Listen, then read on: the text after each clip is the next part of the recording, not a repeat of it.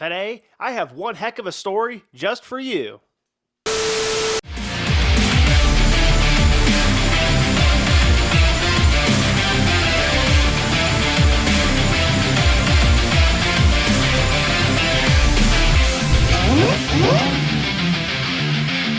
What's going on, everybody? Welcome back to the Koozie Time YouTube channel. In today's video, I quite literally have just a story for you guys. In fact, I got other stuff coming, but to start with, I have a story for you. Now, this isn't just any story, and before I begin, I would just like to clarify, I'm not here to slander anybody's name or throw any shade, but if I hurt anybody's feelings or business, so be it. Now, once upon a time, probably 4 days ago now, I took my good buddy Nick down to an appointment of some sort because poor dude was getting a brand new neck. Bless your soul, brother, that stuff looked painful. And on the way in, I said, you know what, bro? There's a Dodge dealership right down the road. Why don't we go check it out and see if the numbers have improved on those cars? Because if any of you know anything about the car market today, you'd know everything is super expensive for no reason. I say no reason, but it's no good reason. Now, we happened to stop in at Napleton Dodge. Nice looking dealer. They had lots of cars. I don't know if that's a good thing or a bad thing. I got both opinions from the folks. And among doing some looking, I looked inside the showroom where they keep pretty much all of the SRTs besides the Scat Packs you can find on the lot. There's like 20 of those out there too. But I go inside looking at the Hellcats, looking at the Durangos, the TRXs, all of them. And I found one Hellcat that I had actually looked online before I had got to the dealer. They had this car up for like 68. You know, sticker price would have been kind of okay, right? And I said, you know what, buddy? If I can talk these folks into sticker, I don't mind trading in one of my cars if we can make a good enough deal on a trade-in. Now, while I'm sitting there with one of the fine gents doing some numbers, helping me out, I had one of the managers actually come out and come up to me and he said, hey, buddy, I looked up your YouTube, which, by the way, if any of you have ever noticed, I have the gigantic sticker on the back of my car. Kind of hard to miss it. It's pretty big. And I had this manager come up to me saying, hey, buddy, I looked up your channel and I seen the video you just put up of you doing a burnout in the car that you're trying to trade in.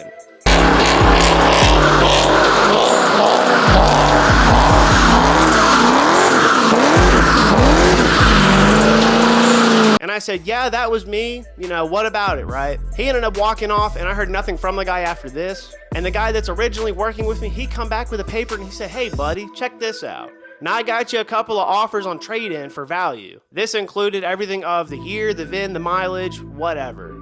I thought this was pretty standard business. Now I was very surprised when I looked at this paper and he instructed me on what they were going to give me for not only my Scat Pack, but my Hellcat.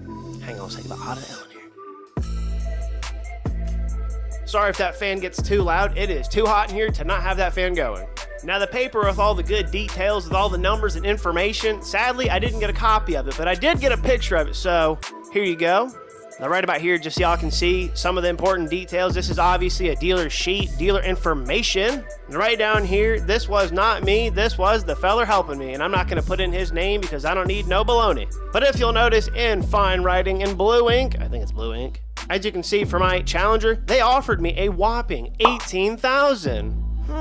That's pretty good, right? Now, if you look right below it, right above it, I can't remember which it is. If any of you can read, you'll probably see that they offered me a whopping, a crisp, generous $24,000 for my Hellcat, my Charger, my SRT. Now, if this offer wasn't good enough, they come back to me again and say, hey, buddy, that car that we, by the way, have listed for $68,000 on their site. I don't know if they changed it. They might have. That car is, by the way, going for a whopping $90,000. It's not going for sticker. It's going for like 22 over sticker. So no.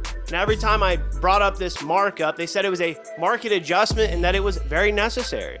Now, if any of you thought I went in there knowing all of this and I still made a deal, trading in either of my cars, let alone the Hellcat, then you'd be right, because I did. No, heck no, I didn't. Why would I do that? I'm no expert with numbers, but that did not add up, or at least not in my favor. Now, believe it or not, I did the math on that car with 2 trade-ins, which were not good trade-ins either, and I think it came out to a whopping at least 90, 100,000 flat somehow. Which, by the way, for a car that started at 68 for sticker, and we walk out of there paying 100 flat or more, that don't add up good in my favor at all. So, now I can't exaggerate, I can't lie. That dealership has called me I wouldn't say more than once. They called me once more after this whole thing, and they had asked if I was still interested. And I said, you know what? If you can sell it for sticker price, we might have a deal. But until then, psst, deuces. And they haven't called since, so I think we're good. Now, if that wasn't crazy enough, I don't know what is, but how are you gonna tell me we're only gonna give you $24,000 for a whole Hellcat? If any of you have half a brain like the next guy, you'd probably know that you could find Hellcats, let alone Challengers, especially Chargers. You can find those suckers totaled, rolled, doogied on, I mean just nasty, for well over 30 all day. So that really doesn't make any sense. Now, something else that doesn't make sense is my wife's Jeep, the one we call the Trackhawk. Now, some of you probably think you're a dummy, bro. That's not a Trackhawk. Well, you know what? It is in our eyes because it identifies as a Trackhawk. Isn't that right, Sugar? Yeah. I don't know if y'all can hear that. Now, the Trackhawk, it's been running a little goofy for, how long was it? A hot minute. I couldn't even tell you. It's been probably since I've known my wife. Huh? Been on problems since she's owned the car, and we're talking a good 3 years. Now, just this past week, give or take, my father-in-law was here, and he helped us with the Hellcat. He also helped us with the Jeep and the other vehicles just to see what was wrong with them, because unfortunately, all of my cars have some sort of issue at the moment, whether it be big or small. So we took that big old scanner we showed you in last week's video, we plugged it into the Trackhawk, and guess what we found? Now I have nothing to show for, so you gotta take my word for it. We have a misfire in the 4th cylinder on that poor Jeep. Now if any of you have ever driven a vehicle with a misfire, I guess a 4-cylinder just for good reference, you know that when it misfires and you're driving down the road, it starts to do this humping business. You're like, you know what I'm saying? Just not good. This poor Jeep has been doing that since it's been in my life, or my wife's, which is quite literally a while now. This problem has bothered us to bits, so we're gonna get it fixed finally. Now, I might catch some flack for this in the comments from a certain somebody, my father-in-law, but we're gonna take the easy way, we're gonna take the cheap way, cheap-ish. We're gonna get a brand new spark plug, and if that fixes the problem, great. If it doesn't, we'll just keep adding to the mix until it does get fixed. Now, to make this easy and save some time, I'm gonna get my butt on down to O'Reilly's, the greatest place ever. Sponsorship, waiting on it. And I'm gonna find a new spark plug. Maybe we get one of the $10 or $12 options because they are the nicer ones. You know what I mean? You could usually get your $6 option, your $8 option, but they don't hold up as good. Where's it at? Check it out, folks. When I said earlier, you could get you the cheaper option, the little $8, $10 option, whatever it may be. Well, you know what? I got the cheapest one, believe it or not. I got the Auto Light Platinum, whatever the heck that is. It was $5 with tax, so good by me. Sorry, I was trying to fix this stupid thing. Sorry for doing this, and it's too dark for you folks. I came back when I did, and it had started raining, and it rained for a while. All right, looks like it is one torch bit and a plastic clip, and that is it. Then you pull the coil pack out, spark plug is below that. If you know, you know. I know that not everybody does, because when I went to O'Reilly's this time, they weren't too busy, which meant I had a moment to pay attention. Now, what I heard blew my mind. Somebody came in and said, "Can you check my oil?" And it was not an old person, it was a young person, about probably my age. Now, I'm not gonna say everybody should know cars. It is what it is. I get it, some people don't, but even still. That's like saying, how do I wipe my butt? Ugh. I do the same thing sometimes, do I not? Yes, you do.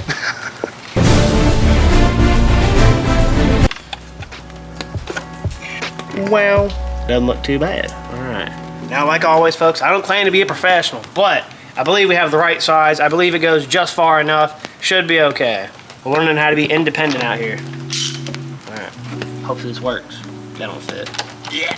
What we're gonna do is find a different socket. All right, found the socket that does work. My goodness, who would have thought? Righty, righty, lefty, tighty. There we go. I know it's in there when it's in there.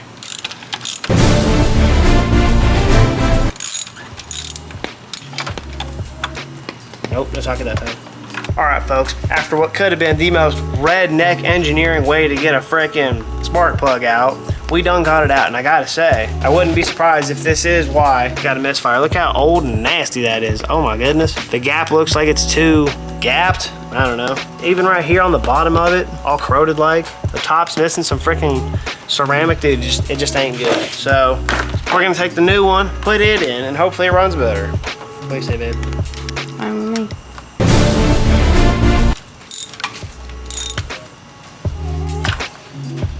All right, it is in there like swimwear.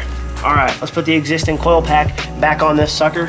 Like I said before, if this alone didn't fix it, not only do we, one, know how to do this now on the friggin' Trackhawk, two, we got the experience to make it a little easier for us. And you know, it's not a big deal if we have to put a new coil pack in it, so whatever. All right, that's in. Where's our one little nut sugar? There it goes. Well, I do hereby declare it is installed, sugar. What do you say? I think so. All right, let's get this mess cleaned up and see if she runs any smoother. All right, first crank, let's see if it blows. Wow, not a damn thing. All right.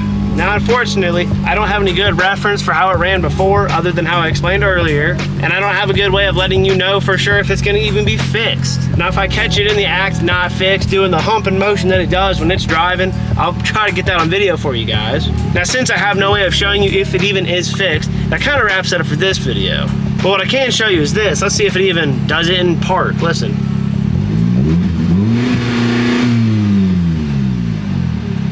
No, but she is a screamer. It's that turbo, don't worry. I mean that supercharger. Oops. Psyche was just the AC. Alright, you guys, that's gonna wrap it up for this week's video. If you enjoyed watching, be sure to hit the like button. And if you haven't already, subscribe to the channel so that you don't miss any of the greatness that we put up every week. and as always, we thank you oh so much for watching, and we'll see you in the next video. Peace. Peace.